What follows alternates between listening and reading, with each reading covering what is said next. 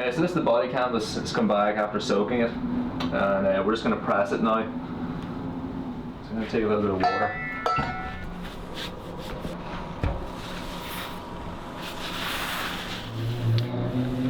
This iron is very hot. It's actually slightly yellow on the top of the canvas.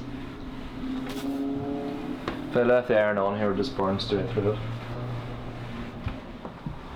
Tailors always have these stories, you know, of when an apprentice burned through the cloth. And Philip telling me one about whenever he was younger and he was pressing these trousers with the dowsing. And of course he's talking while he's working, as all young apprentices do. And he's just had the iron sitting there. He's just talking away, and looks down, and then he said he could literally lift the trousers up around the iron. He'd burned a hole clean through them, but I didn't spell it. Well, he said he must have been away from his board. So this is the chest piece. I base this on first. This is my break line here, marked very lightly with the chalk. So I need a base fullness into this to help push the chest out. First base down. So ease a little bit of fullness into it.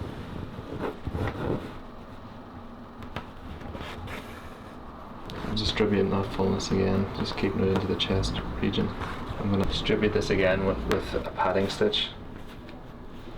I suppose the only thing you can really do wrong with the canvas is either put so much fullness in there that you've got pleats, or don't put enough in, so the chest won't sit the way you want it to. What I'm doing, it covers the hair cloth underneath.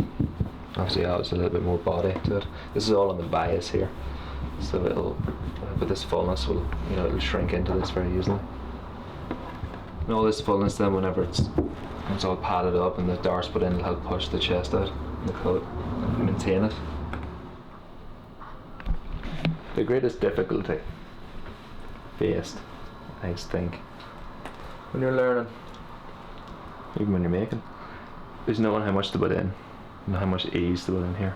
How much is too much, how much is not enough. And that comes with experience. Good training.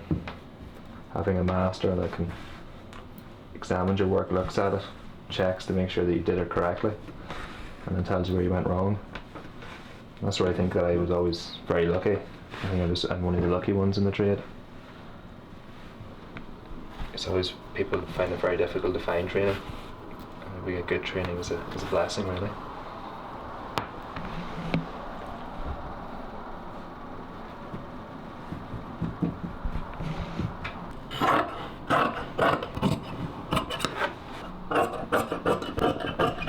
I leave this longer here because you see on the hair cloth you get these little prickly fibres, so you want to cover those up, not having them sticking out and back into through the lining. So now we're ready to stitch it.